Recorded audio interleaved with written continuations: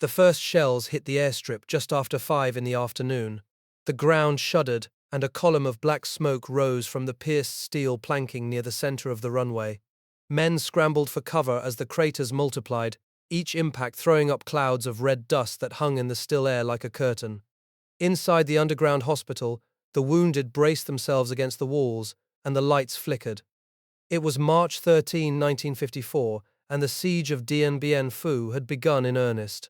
The airstrip was the garrison's lifeline, the only way to land heavy supplies or evacuate the badly wounded.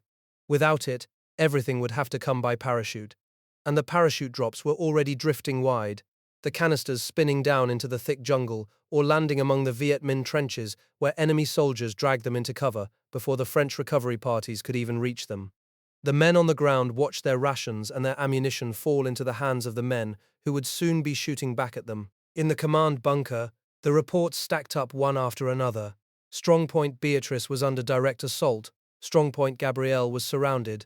The artillery was running through its shells at a rate no one had predicted. The hospital was filling with screaming men, and there were not enough beds or bandages. The French commander, Christian de Castries, knew that the battle he had been told would never happen was already slipping beyond his control. To understand how this isolated fortress found itself in such a trap, the story must begin 4 months earlier, when the valley of Dien Bien Phu was quiet, and the French still believed that air power alone could hold any position. In November of 1953, the French Union Command launched a bold operation. Their objective was to seize this remote basin in northwestern Tonkin and turn it into a fortified base. This base would block the Viet Minh from invading Laos and draw the enemy into a set-piece battle the French were sure they would win. On the morning of November 20, 1953, French paratroopers dropped into the valley of Dien Bien Phu. The drop zones were marked by colored panels, and the C-47 Dakotas came in low and steady, their cargo doors open, the jump lights blinking green. Within hours, nearly 2,000 men were on the ground, securing the airstrip and fanning out to clear the surrounding hills. The operation, code-named Castor, was a textbook success. There was almost no resistance. The Viet Minh had not expected the French to strike so far from their bases in the delta. The engineers arrived on the second day. They brought bulldozers, graders, and rolls of pierced steel planking. The airstrip had to be lengthened and strengthened to handle the heavy transport planes that would keep the base alive. Within a week, the runway was operational.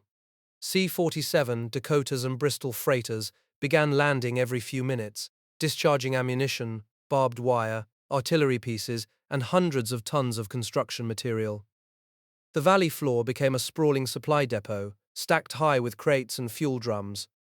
The French called this kind of stronghold a base aéroterrestre, an airland base. The idea was simple: build a fortified camp deep inside enemy territory, supply it entirely by air, and use it as a springboard for offensive operations. General Henri Navarre, the French commander-in-chief, believed that Dien Bien Phu would become the anvil upon which the Viet Minh main forces would be broken. The enemy would have to attack across open ground, into the teeth of French artillery and air support, and would be destroyed. In mid-December, the French began flying in heavy armor. 10 a.m. 24 Chaffee light tanks were disassembled in Hanoi, each one cut into 82 separate pieces. The hull alone weighed over 5 tons and could only be carried by the specially modified Bristol freighters. 2 Bristols and 5 C-47 sorties were required to deliver each tank. The operation, code-named Rondelle II, was a logistical gamble. No one had tried to airlift a complete tank company into a forward base before. The reassembly line was set up in the open air near the airstrip. Crews from the Foreign Legion maintenance units worked under tarpaulins, bolting the hulls to the suspension, mounting the turrets, wiring the engines. Each tank took 2 days to put back together. On Christmas Day, the first 3 Chafees rolled off the line, their tracks clattering on the steel planking. By mid-January, all 10 were operational, patrolling the perimeter and adding a mobile punch that the French believed would be decisive. The daily airlift during the build-up averaged 96.5 tons. That was just enough to keep the garrison supplied at a maintenance level. The French planners had calculated that 90 to 96 tons per day would be sufficient. The numbers matched their estimates. They saw no reason to worry, but those calculations assumed the airfield would remain open, that the Viet Minh could not bring heavy artillery to bear, and that the supply chain would never be seriously tested. While the French were landing tanks and stacking crates, the Viet Minh were building roads. The main supply route to Dien Bien Phu ran through the town of Tuan Giao, 50 miles northeast of the valley. The road from Tuan Giao was little more than a mule track at the start of the campaign. The Viet Minh 151st Engineer Regiment was assigned the task of turning it into a motor road wide enough for trucks and artillery tractors. The engineers were reinforced by the 88th Infantry Regiment and over 10,000 civilian coolies. They worked day and night, cutting through the jungle, blasting through rock faces, building bridges across streams. The road was completed by mid-January. Then the engineers pushed on, carving 31 miles of hidden trails through the hills immediately surrounding Dien Bien Phu, trails that would allow the Viet Minh artillery to be dragged into firing positions the French considered inaccessible. The supplies began flowing forward in volume. Modified bicycles, each one capable of carrying 440 pounds, moved rice and ammunition in endless streams. Thousands of porters carried mortar shells on their backs, climbing the mountain passes in the rain. Trucks, hundreds of them, mostly Soviet-made Gaz-51 Molotovers, rumbled along the new roads under cover of darkness, their headlights blacked out. By early March, the Viet Minh had stockpiled over 4,000 tons of supplies at Tuan Giao. The French intelligence service knew what was happening. They intercepted Viet Minh radio traffic that spoke of 15,105mm shells and 44,000 rounds of 37mm anti-aircraft ammunition being moved forward. They knew that the Viet Minh had at least 80 anti-aircraft guns and 12 heavy howitzers in the hills. But the staff officers in Hanoi and Saigon could not believe the numbers. They insisted that the Viet Minh logistical system was too primitive to sustain a prolonged siege at such a distance from its bases. This was the critical miscalculation. The French judged the Viet Minh by their own standards. They assumed that an army without trucks, without paved roads, without an air force, could not concentrate the firepower needed to destroy a fortified base. They were wrong. The Viet Minh were not limited by the same constraints. They substituted manpower for machinery, and they had the will to pay the price in human labor that the French were not willing to pay. In early February 1954, Lieutenant General John W. O'Daniel, the head of the United States military mission in Indochina, made a personal inspection of Dien Bien Phu. He walked the perimeter, inspected the bunkers, watched a supply drop come in. The American general was impressed. The garrison seemed strong. The morale was high. But O'Daniel was a product of the same school of thought that dominated French planning. O'Daniel's report, filed on February 5th, was cautiously optimistic. He stated that the base could withstand any attack the Viet Minh were capable of launching. He noted that a force with 2 or 3 battalions of medium artillery and air observation could make the area untenable, but he added that the enemy did not seem to have that capability at present. It was a hedge, but the final sentence carried the weight. The Americans, like the French, did not believe the Viet Minh could bring enough heavy guns to bear. The French High Command shared that confidence. General Navarre and his staff believed that the maximum Viet Minh effort would consist of no more than a dozen infantry battalions supported by a few light artillery pieces. The thought of 4 divisions with heavy howitzers and anti-aircraft regiments was dismissed as a utopian project.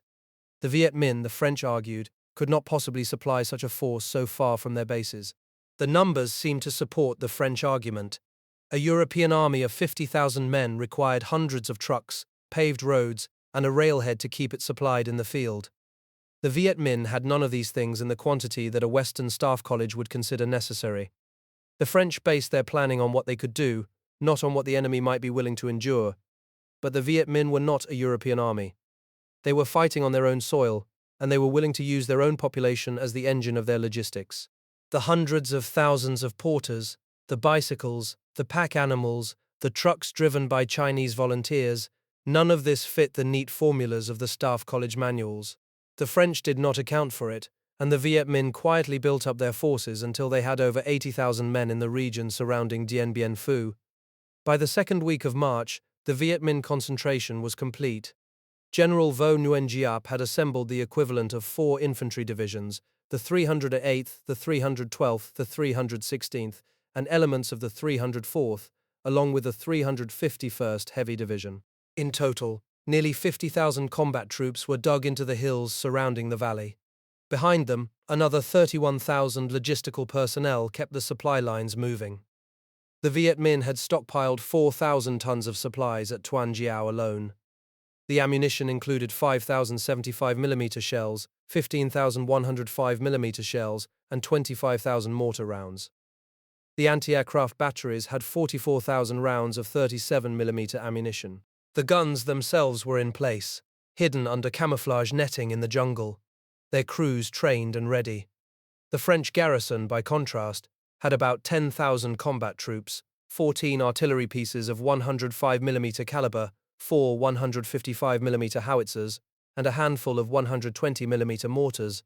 The defensive perimeter stretched for miles around the valley floor. The bunkers were built to withstand small arms fire and mortar fragments, but they had not been designed to resist direct hits from heavy howitzers. The engineers had not been given enough concrete or steel to harden the positions properly. The stage was set. On one side, a modern army with aircraft, tanks, and a sophisticated supply chain. On the other, a peasant army with bicycles, porters, and a determination that no logistical calculation could measure. The French had the technology. The Viet Minh had the will and the numbers. And in the hills around Dien Bien Phu, the guns were already loaded, the gunners waiting for the order to fire. On March 12th, the French still believed they were in control. The airstrip was open, the supply drops were accurate, the men were confident, but in the jungle, the Viet Minh were in their final positions. The artillery had been registered on the strongpoints, the anti-aircraft guns covered every approach, the infantry was ready to move. The battle that the French said could not happen was about to begin. And when the first shells fell on the airstrip the next afternoon, the illusions of the base aéroterrestre began to crumble. The French artillery commander, Colonel Charles Piroth, had spent months telling anyone who would listen that the Viet Minh could never bring heavy guns into the hills. He was wrong. The Viet Minh had not only brought their howitzers forward, they had dug them into protected positions on the reverse slopes of the surrounding mountains. French counter-battery fire was useless. The shells landed on empty ridges while Viet Minh gunners adjusted their aim through observation posts hidden in the jungle. French howitzers were being knocked out one by one. The artillerymen worked in the open, their positions constantly targeted by mortars and machine guns. By midnight, the French had expended 6,000 rounds of 105mm ammunition. That was 1/4 of the total stock in the entire garrison. The Viet Minh assault fell first on Strongpoint Beatrice, a fortified hill north of the main camp. The defenders were mostly Algerians, and they held their ground for hours. But the Viet Minh had massed entire regiments against a single battalion. The trenches were breached, the bunkers collapsed under direct fire, and by dawn, Beatrice was silent. The second strongpoint, Gabrielle, fell the following night. The Moroccan troops defending it fought until their ammunition ran dry, then fought with bayonets. 2 battalions were effectively destroyed. The French now had fewer than 10 infantry battalions left to hold the entire perimeter. The ammunition depots were in crisis. 700 tons of artillery shells had been consumed in just 2 days, and resupply was already uncertain. Colonel Piroth walked through his shattered gun positions on the night of March 13th. He had guaranteed that the Viet Minh could not bring artillery to bear. He had staked his reputation on it. In his bunker that same night, Piroth pulled the pin on a hand grenade and held it against his chest. The explosion was muffled by the sandbags. News of the suicide spread quickly through the garrison. If the artillery commander had lost hope, then what were the infantry supposed to believe? The survivors of Beatrice and Gabrielle were pulled back into the central perimeter. The noose was tightening, and everyone knew it. The Viet Minh artillery kept firing. Shells landed on the airstrip every few minutes, churning the pierced steel planking into twisted scrap. By March 20th, the main airfield was unusable.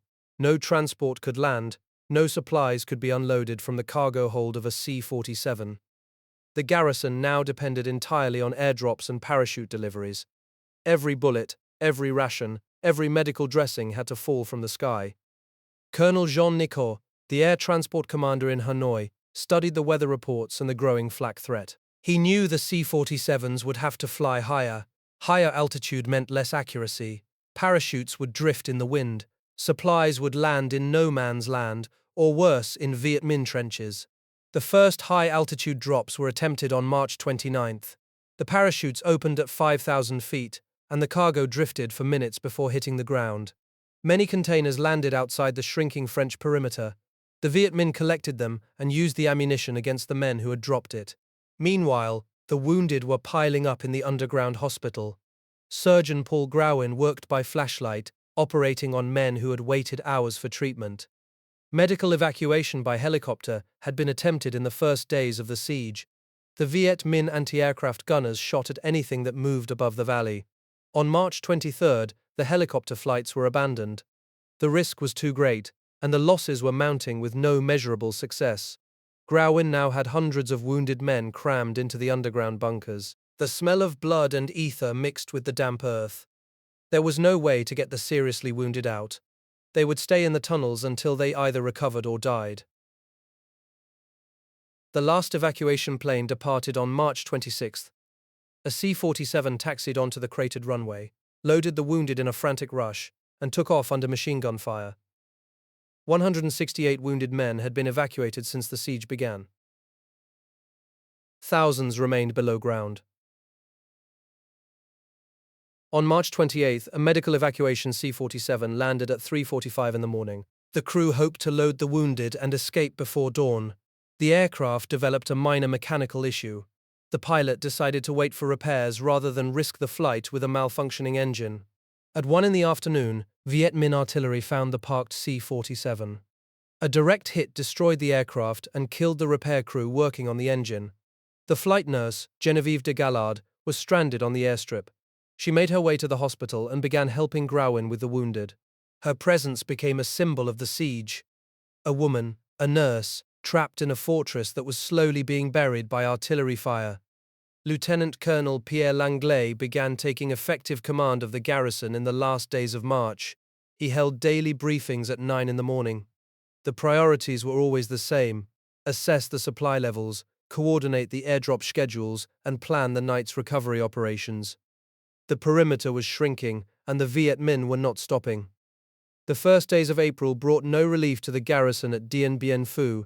On March 29th, Colonel Nickett in Hanoi made a decision that would define the rest of the siege. He ordered all C-47 transports to adopt high-altitude parachute drops from 5,000 feet using 25-second pyrotechnic delays manufactured locally. The Viet Minh anti-aircraft fire had grown so accurate at normal altitudes that the transports could no longer risk low-level passes. The parachutes would open high, and the cargo would drift for minutes before hitting the ground. The delay devices were unreliable from the start. Some parachutes opened too early, others too late, and many failed altogether. The wind caught the drifting bundles and carried them across the valley. By April 5th, the murderous accuracy of the Viet Minh flak forced Nico to increase the drop altitude to 8,000 feet with 40-second delays. The cargo drifted even farther, and the men on the ground watched their supplies sail into enemy lines. The loss rate climbed steeply. Perhaps 20 to 30% of everything dropped now landed outside the French perimeter. Ammunition crates, ration boxes, medical supplies, all of it fell into the hands of the Viet Minh, who fired the captured shells back at the defenders. Nicot's pilots flew through a storm of tracer fire, their aircraft buffeted by the shock waves of exploding enemy shells and friendly artillery rounds. The camp below them shrank day by day. On April 4th, the Viet Minh launched a heavy assault on the Huguet strongpoints on the northern face of the perimeter. French radio intercepts picked up a request from the Viet Minh command for 67 additional 37mm anti-aircraft guns from Communist China. The Chinese were pouring more flak into the valley, and the French High Command in Hanoi knew the air bridge was becoming untenable. The anti-aircraft network thickened around the valley like a steel web. By April 6th, the ammunition stocks inside the camp had reached a critical low.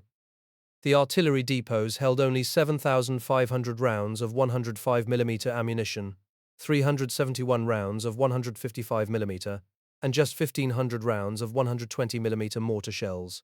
There were no more mines. There were no more 60mm mortar rounds. The artillerymen counted every shell, knowing one night of heavy fighting could exhaust everything.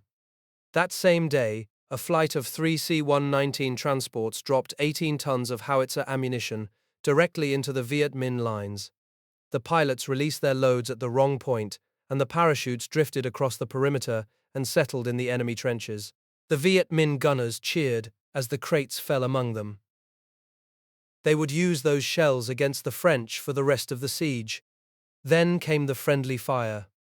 At 2:25 in the afternoon on April 6th, a French fighter bomber misidentified its target and dropped its bombs on one of the ammunition storage areas inside Dien Bien Phu. The explosion destroyed 1,000 rounds of 105mm ammunition. The blast sent a column of black smoke into the sky, and the gunners cursed as their dwindling reserves burned. 2 days later, three more C-190s dropped another 19 tons of 105mm and 120mm shells into the Viet Minh lines. The pattern was now established.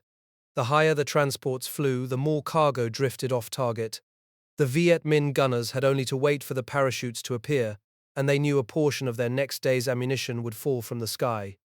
The garrison had no way to recover the supplies that fell in no man's land. The perimeter had shrunk from its original size, and the Viet Minh infantry controlled the ground beyond the barbed wire. Any patrol that ventured out to retrieve a fallen crate came under heavy machine gun and mortar fire. The men learned to watch their own supplies fall into enemy hands and then face those same bullets and shells the next day. On April 14th, fire ripped through one of the ration depots. The flames consumed 5,080 combat rations, 300 kilograms of cheese, 700 kilograms of tea, 700 kilograms of coffee, and 450 kilograms of salt. The camp's entire tobacco reserve had burned a few days earlier, filling the valley with the smell of a gigantic pipe. The smoke drifted across the bunkers, and the men inhaled the last trace of comfort. The garrison went to short rations that same day. The cooks could no longer prepare hot meals for most of the troops. Men ate cold combat rations when they could get them, and many went hungry. The wounded in the underground hospital received what little food could be spared. Surgeon Grauwin watched his patients grow weaker as the days passed, their bodies consuming themselves for energy. The resupply of Hugoeti 6, one of the most exposed strongpoints on the northern perimeter, became a major combat operation. There were no trenches connecting the Huguet positions.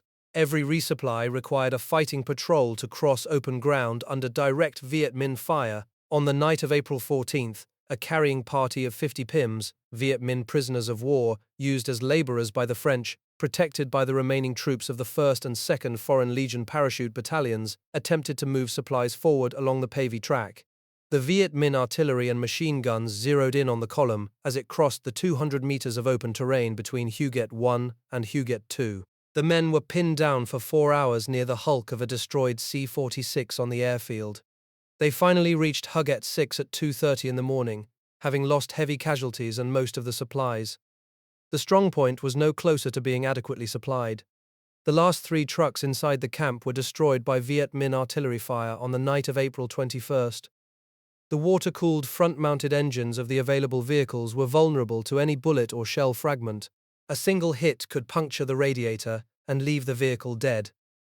After that night, every supply drop had to be gathered entirely by hand. The men carried the loads on their backs through the maze of trenches and barbed wire. The centralized logistical system collapsed. Each strongpoint now kept whatever supplies fell within its own perimeter. There was no way to redistribute the loads across the garrison. Some units had more ammunition than they could use, while others had almost none. The waste and imbalance grew worse with each passing day. The Viet Minh mortared every supply drop as soon as the parachutes appeared in the sky. They zeroed their weapons on the fallen packages, knowing the French would have to send men to retrieve them.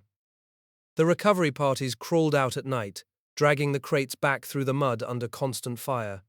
Many of them never returned. The PIMs, despite their status as prisoners, performed this work with remarkable integrity and suffered heavy casualties. The heavier 1-ton loads posed a particular problem. They could not be moved intact and had to be broken down on the spot. The work drew enemy fire, and the heavy crates sometimes fell on bunkers, crushing the structures and killing the occupants inside. Castries had requested a halt to heavy drops on April 1st, but the need for ammunition was so great that he authorized their resumption on April 9th. The risk was worth the reward, barely. On April 15th, a brief window of good weather allowed the air transports to deliver 250 tons of supplies, the highest single-day tonnage of the entire siege.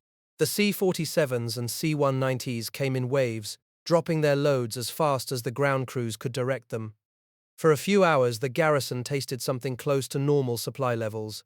The men gathered the crates with renewed energy, knowing the next day might bring nothing, but 250 tons was still short of the established requirement. The planners had calculated that the garrison needed 200 tons per day just to maintain its stockpiles. The peak delivery fell 50 tons short, and the days that followed brought far less. The weather closed in again, and the Viet Minh flak drove the transports back to high altitude. The brief abundance vanished. The weather in April was a persistent enemy. Low clouds covered the mountains around the valley, forcing pilots to abort their missions. On April 27, 20 C-47s returned to their bases with full loads, unable to find the valley through the overcast. The following day, 22 more sorties were aborted due to storms. The transports sat on the runways in Hanoi, their cargo bays full of supplies that would never reach the men who needed them. The poor visibility made the calibration of parachute delays difficult. The pilots could not see the drop zones clearly, and they released their loads too early or too late. High surface winds over the camp added to the inaccuracy. The parachutes drifted sideways, and the crates landed in minefields, in barbed wire, or in the river. The garrison could hear the supplies fall, but they could not reach them. The torrential rains that arrived in late April turned the camp into a swamp.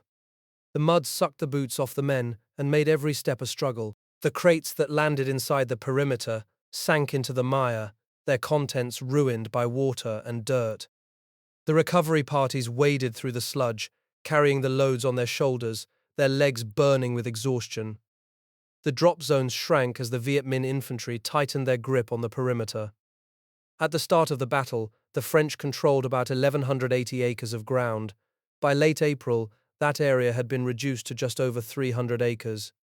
The pilots had to drop their loads onto an ever-shrinking target, and the margin for error vanished. The isolated strongpoint Isabelle, located 2 miles south of the main camp, was an even more difficult target. A C-47 at stall speed would cross all of Isabelle in just 2 seconds. The pilots had to release their loads with split-second timing, and any mistake meant the supplies landed in the open ground between the strongpoints. The Viet Minh gunners waited for those mistakes. Nicot's pilots faced fire from all directions. The Viet Minh had set up automatic weapons on the hills surrounding the valley, and the tracer rounds converged on the transports as they crossed the perimeter. The pilots were blinded by Viet Minh illuminating shells, searchlights, and Bangalore torpedoes. Their aircraft were buffeted by the shock waves of exploding enemy shells and the concussions of their own artillery firing below. More and more of the cargo fell outside the French perimeter and into the hands of the Viet Minh. On April 13th, Castries complained to Cogni in Hanoi that at least 800 artillery rounds, the cargo of 5 C-190s, had been delivered directly to the enemy in the previous 24 hours. The Viet Minh fired those shells back at the French positions within hours. The defenders were supplying their own attackers. The losses in materiel were compounded by the fact that the misdropped supplies often landed in areas the French could not reach. Minefields and barbed wire surrounded the perimeter, and the crates that fell into those zones were lost. The men could see the parachutes lying in the wire, but they could not send recovery parties into the minefields. The supplies rotted where they fell. On April 26th, another ration depot was set ablaze by Viet Minh artillery fire. 26,200 combat rations went up in smoke. The fire spread quickly through the stacked crates, and the men watched their food burn. 3 days later, on April 29th, the garrison officially went to half rations. The men survived on rice and fish sauce mixed with canned meat when they could get it.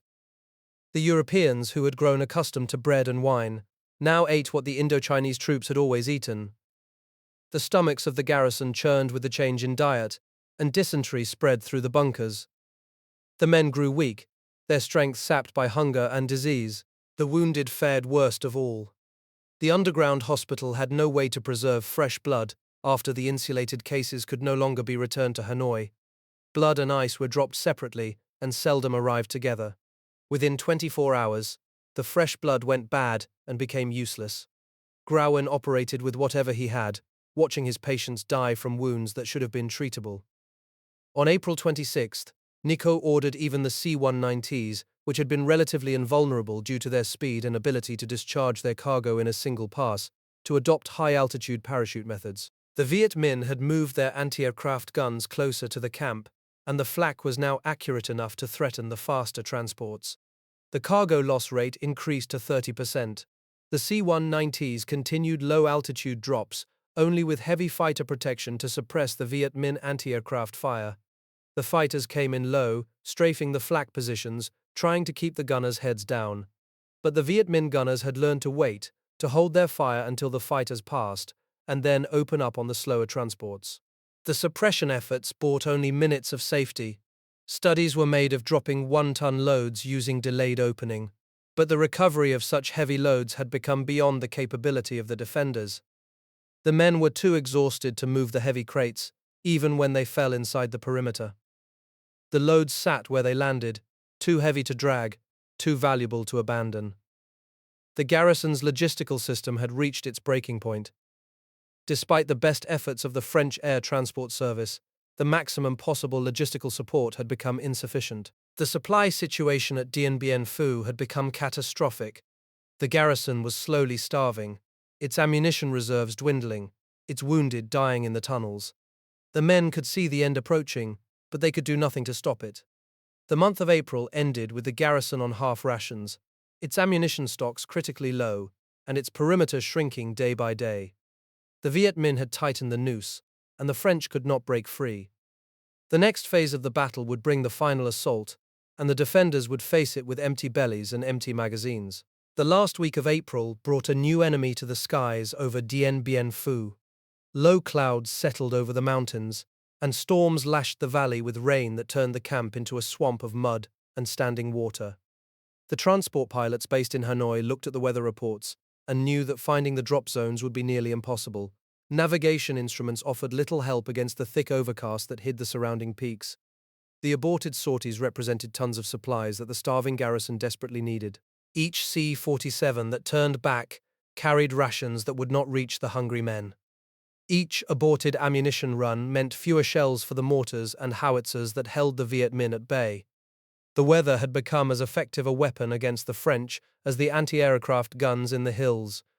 When the skies cleared enough for the C-190s to attempt their runs, the Viet Minh anti-aircraft fire drove them to extreme altitudes. The flying boxcars dropped their loads from 8,000 feet or higher, and the parachutes drifted for minutes before hitting the ground. The cargo scattered across the valley, and much of it landed in the Viet Minh trenches or in the barbed wire where no one could reach it. The loss rate for airdrop supplies reached 30% and held there. Every ton that fell into the enemy lines added to the ammunition stockpiles that the Viet Minh used to pound the shrinking perimeter. The French Air Transport Service continued to fly, continued to drop, but the effective tonnage reaching the defenders had fallen below any sustainable level. On the last day of April, a patrol from the 1st Battalion of the 13th Foreign Legion Demi Brigade assembled in the forward trenches. Their objective was not a combat raid or a reconnaissance. 2 crates of vinogel, the concentrated wine issued to French troops, had fallen into no man's land during a supply drop, and the garrison needed every source of nourishment it could find. Lieutenant Colonel Marcel Bigard, the deputy for counterattacks under Langlais, coordinated the operation. He understood that recovering those crates meant more than just the liquid inside. It meant that the garrison could still reach out beyond its own lines and bring something back. The patrol moved out at dusk, carrying nothing but weapons and empty stretchers for the crates. The men slipped through the gaps in the barbed wire and crossed the open ground between the forward positions. The mud sucked at their boots, and every step required effort. The crates lay in a shell crater about 200 meters beyond the French lines, surrounded by the debris of the siege and the bodies of men who had fallen in earlier fights. Viet Minh machine guns opened fire as the patrol reached the crater. Tracers cut through the darkness, and the legionnaires hit the ground. They crawled the last meters to the crates, hooked ropes to the handles, and began the slow drag back toward the French lines. The fire never let up, but the patrol kept moving, pulling the crates through the mud. The patrol made it back inside the perimeter with both crates intact. The vinogre would be distributed to the units that had the strength to fight. It was a small success, hardly noticeable against the scale of the catastrophe unfolding around them. But it showed that the defenders had not yet given up, that they could still reach beyond their own lines and take something back. The recovery operation was a rare bright spot in a month of steady decline. The men who carried those crates back through the mud knew that the battle was lost, but they did not stop trying. The vinogre that reached the forward positions that night gave the defenders a few more calories, a few more hours of strength. On the morning of May 4th, Brigadier General de Castries sat in his command bunker and composed a signal to Hanoi. The bunker was dark, damp, and crowded with staff officers who had not slept in days. The radio operator waited for the general to finish dictating, knowing that this message would be different from the routine situation reports of the past weeks. De Castries told Hanoi that the garrison had only 3 days of rations left. The ammunition for the heavy weapons was nearly exhausted. The 105mm howitzers had fired so many rounds that the barrels were worn. The 155mm guns had almost no shells remaining. The heavy mortars could fire only a few dozen rounds before they fell silent. Only 10% of the personnel still carried effective rifles. The rest had been destroyed by shell fragments, had jammed from the mud and the lack of cleaning, or had been lost in the collapse of the forward strongpoints. Men fought with pistols, with grenades, with anything they could find. The infantry had been reduced to a shadow of its original strength. The recovery of airdropped supplies had become impossible. The men were too exhausted to gather even the containers that fell inside their own lines. The carrying parties that went out at night to collect the parachuted loads returned empty-handed, or did not return at all. De Castries reported that he could not count on retrieving even half of what was dropped. He did not spare the High Command the full truth. "I cannot count on retrieving half of what is dropped," he signaled. "The quantities that have been sent to me represent only a very small portion of what I have requested. This situation cannot go on." The message was a final plea for massive quantities delivered in massive volume, but everyone who read it knew that the air bridge could not deliver. The signal reached Hanoi and was passed to the staff officers who had planned the base aeroterrestre. They had believed that aerial resupply could sustain the garrison against any threat. Now that belief lay shattered. The Viet Minh had proven that an army supplied by porters and trucks on muddy roads could outlast an army that depended on parachutes and airplanes. On the 6th of May, the air transports made their last major effort. The C-190s and C-47s lifted off from Hanoi and Haiphong in the early morning, carrying a total of 120 tons of artillery shells and mortar rounds. The plan was to drop as much ammunition as possible before the final Viet Minh assault, to give the defenders the means to fight for one more day. The Viet Minh anti-aircraft fire was the heaviest of the entire siege. The gunners had moved their 37mm cannons closer to the perimeter, and they fired at every transport that appeared over the valley. The C-190s took hits, their fuselages punctured by shell fragments, but they held formation and released their loads over the shrinking drop zones. The shells drifted wide in the wind. The parachutes opened at high altitude and swung in the currents, carrying the precious cargo away from the French positions and into the Viet Minh trenches. Hundreds of rounds of howitzer ammunition landed intact in enemy hands, ready to be fired back at the defenders. The defenders watched the parachutes descend and knew that the supplies were lost. The men on the ground recovered only a fraction of what was dropped. A few hundred shells reached the artillery positions, enough for perhaps an hour of firing. The rest fell into the barbed wire, into the minefields, or into the enemy lines. The recovery teams could not reach them, and the Viet Minh gunners added the captured ammunition to their own stockpiles. That same day, the Viet Minh unleashed 102mm rockets against the remaining strongpoints. The rockets came in waves, tearing through the bunkers and the trenches with an explosive force that the defenders could not match. The French artillery answered with its last shells, firing at the Viet Minh positions on the hills, but the counter-battery fire was too weak to silence the enemy guns. The garrison knew that this was the end. The ammunition was gone, the food was gone, and the perimeter had shrunk to a few hundred acres of mud and rubble. The men who could still stand took their positions in the forward trenches and waited for the final assault. There was nothing left to do but fight until the end. On the morning of May 7th, the Viet Minh 308th Division launched its final assault against the center of the French position. The infantry came in waves, advancing through the trenches that they had dug night after night until they reached the outskirts of the main camp. The defenders fired their last rounds and then met the enemy with bayonets and rifle butts. At 1000 hours, Brigadier General de Castries ordered a halt to all ammunition drops. There was no point in continuing to feed the enemy with supplies that the defenders could not recover. The transports in Hanoi received the order and stood down. The air bridge that had sustained the garrison for 169 days was finally closed. The Viet Minh infantry swarmed through the broken defenses.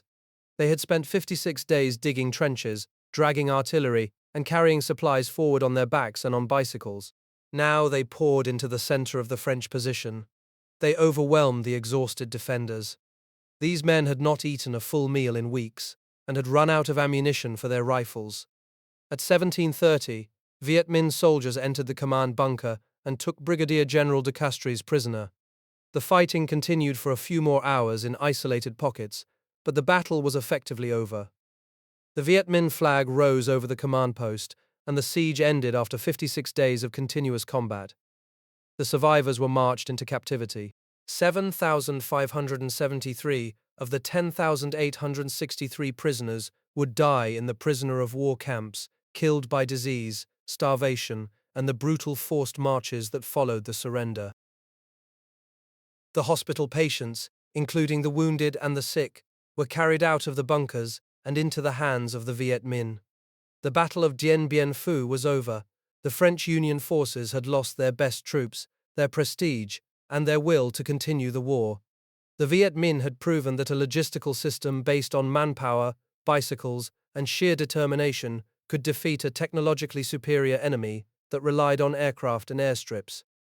The triumph of the porters was complete, and the empire was lost. The French High Command had believed that a pre-industrial army could not sustain a modern siege at the end of a 300-mile supply line through mountainous jungle. That belief was the cornerstone of the entire Dien Bien Phu plan. By the time the first Viet Minh shell hit the airstrip on March 13th, that belief had already been proven false. At Tuan Jiao, 50 miles northeast of the valley, the Viet Minh had massed 4,000 tons of supplies. 15,105mm howitzer shells, 5,075mm rounds, and 44,037mm anti-aircraft cartridges sat in camouflage depots. The logistical foundation for a 56-day siege was in place before the battle began. This was not an act of nature, it was an act of organized will. 70,000 porters had moved the supplies forward, carrying loads on their backs or pushing modified bicycles that could bear 440 pounds each. They came from the villages of Tan Hoa province and from the highlands of northern Tonkin. Many walked 350 miles or more, crossing mountain passes and fording rivers under French air attack. Disease, exhaustion, and bomb fragments took a steady toll, but the columns kept moving.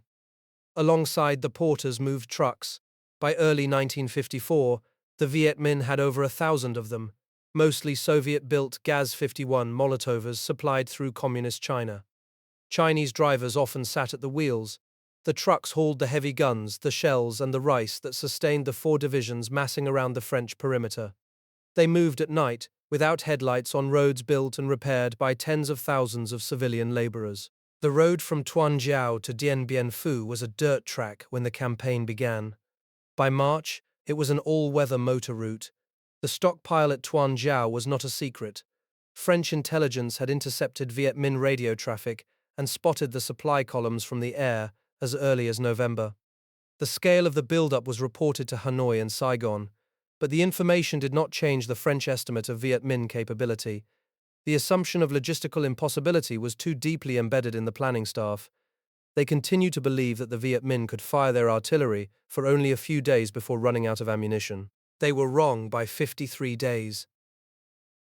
In early April, as the battle entered its third week, Communist China delivered 40 additional 37mm anti-aircraft guns to the Viet Minh. Each gun arrived with a trained crew of 20 men, many of them Chinese soldiers with combat experience from the Korean War. The guns were radar-directed and could fire through cloud cover. They were deployed in concealed positions on the hillsides overlooking the French perimeter. The anti-aircraft network around Dien Bien Phu thickened into a nearly continuous belt of fire. The Chinese supply chain did not stop at anti-aircraft guns.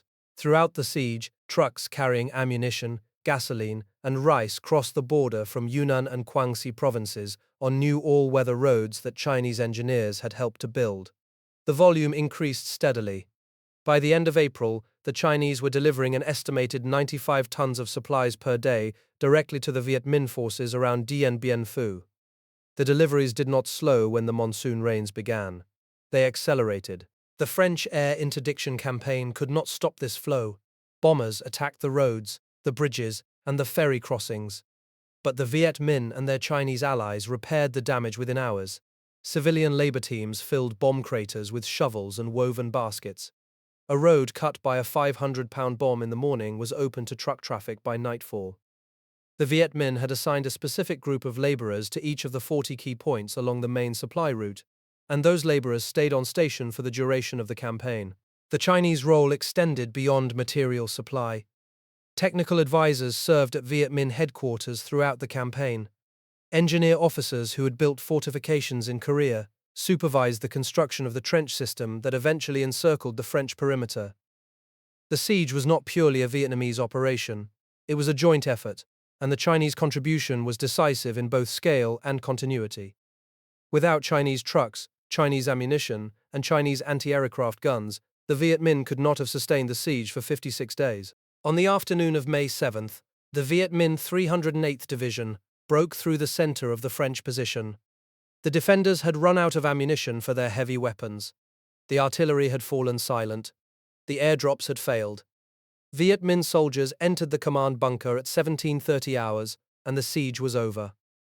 The battle had lasted 56 days, longer than the French planners had assumed possible, and longer than the Viet Minh logistical system had been expected to endure. But it was the French supply line that broke first. The cost was terrible on both sides. The French Union forces had lost over 7,000 casualties during the siege, including more than 1,100 killed. Over 10,000 surviving soldiers and auxiliaries were taken prisoner. Of those, more than 7,000 would die in captivity over the following months, marched through the jungle on starvation rations with no medical care. The Viet Minh had also paid heavily, with nearly 8,000 dead and 15,000 wounded. Their medical system, already inadequate, was overwhelmed by the scale of the casualties. Within days of the victory, Chinese trucks rolled into Dien Bien Phu, carrying fresh ammunition. The shells expended during the siege were replaced almost immediately. Hundreds of tons of 105mm and 75mm ammunition arrived from the border depots. The Viet Minh had not exhausted their supply at the moment of victory. They had reserves to spare. The French hope that the Viet Minh would run out of ammunition before the garrison fell had been a fantasy. The total number of shells fired by the Viet Minh during the siege exceeded 92,000 rounds larger than 57mm. A significant portion of the 105mm ammunition fired by the Viet Minh had been dropped by French aircraft and had drifted into their lines. The French had supplied their own enemy. The aerial supply chain had been broken not by direct losses alone, but by the cumulative effect of inaccuracy, weather, and exhaustion. The French logistical system had delivered over 20,000 tons of supplies to Dien Bien Phu during the entire operation. More than 11,000 tons had been parachuted in during the siege alone. The average daily delivery during the active battle was 122 tons, above the peacetime requirement, but far below the 200 tons per day that the garrison needed to maintain combat effectiveness. The delivery method had failed not because of insufficient aircraft, but because of the saturation of the sky over the valley and the inability of exhausted men to recover the supplies that fell within the shrinking perimeter. The Viet Minh system, built on human muscle and Chinese trucks, proved more resilient. The fall of Dien Bien Phu transformed the political situation overnight. The Geneva Conference had opened on April 26 to discuss the future of Korea and Indochina. Now the French delegation negotiated from a position of military defeat. The Viet Minh delegation pressed for complete French withdrawal and recognition of the Democratic Republic of Vietnam as the legitimate government of the entire country. The French government, facing war weariness at home and the growing crisis in Algeria, could not continue the fight. On July 20th, the Geneva Accords were signed. France agreed to withdraw all its forces north of the 17th parallel. The Viet Minh agreed to withdraw its forces south of the same line. The partition was intended to be temporary, with nationwide elections scheduled for July 1956 to reunify the country under a single government. The elections were never held. The temporary partition became permanent. The First Indochina War was over. The Democratic Republic of Vietnam controlled the north, with Hanoi as its capital. The state of Vietnam controlled the south, with Saigon as its capital. The French Union forces began a slow, deliberate withdrawal from the territories they had fought to hold for 9 years. The last French ship left Haiphong harbor on May 15, 1955. The French colonial presence in Indochina, which had begun in the 19th century, was finished. The outcome had been decided, in large part by logistics. The Viet Minh had built a supply system that matched the terrain, the climate, and the political reality of a population willing to support the war. They had substituted manpower for machinery. They had found in Communist China a supplier of weapons and technical expertise that could match the American aid flowing to the French. The French technology-dependent aerial resupply system, for all its sophistication, could not overcome the fundamental vulnerability of a single supply line under constant artillery and anti-aircraft fire. The lesson was not lost on the generation that followed. The United States, which had funded much of the French war effort, would face the same enemy and the same logistical challenge little more than a decade later. The porters of the Ho Chi Minh Trail would again prove that human determination could overcome technological advantage. The Battle of Dien Bien Phu was not just a French defeat. It was a demonstration that logistics is not merely a calculation of tonnage and equipment. It is a function of organization, adaptation, and the willingness of ordinary people to carry extraordinary burdens. Vo Nguyen Giap became North Vietnam's legendary defense minister and lived to see the century turn.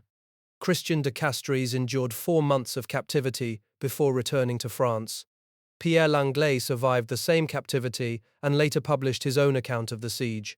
Marcel Bigard continued his distinguished military career, eventually rising to the rank of general. René Cogny continued his military career after the war. Paul Grauwin survived the siege and wrote a famous memoir of the battle. Geneviève de Gallard returned to France as a celebrated heroine, decorated for her courage.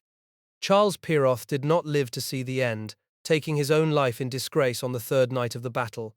John W. O'Daniel completed his service in Indochina and retired from the United States Army. The valley of Dien Bien Phu still bears the scars of the battle. The craters from bombs and shells have softened over decades, but the shape of the French perimeter is still visible from the surrounding hills. A museum now stands near the site of the command bunker. Among the exhibits is a single modified bicycle, its frame reinforced with wooden struts, its handlebars extended with bamboo poles. The rusted bicycle carries no plaque explaining the physics of porterage. It does not need one. It represents the triumph of the porters, the victory of a logistical system built not on factories and airfields, but on the shoulders of hundreds of thousands of Vietnamese men and women who walked 300 miles through the jungle and refused to stop. If you grew up hearing stories about the First Indochina War from a father or grandfather who served in the French Union forces, or if you have family memories of the Vietnam War that followed, I would be grateful if you shared them in the comments. These personal histories keep the human cost of these events alive. If you found this documentary valuable, please subscribe to the channel and give this video a like. Your support allows us to continue producing detailed historical narratives. Thank you for listening.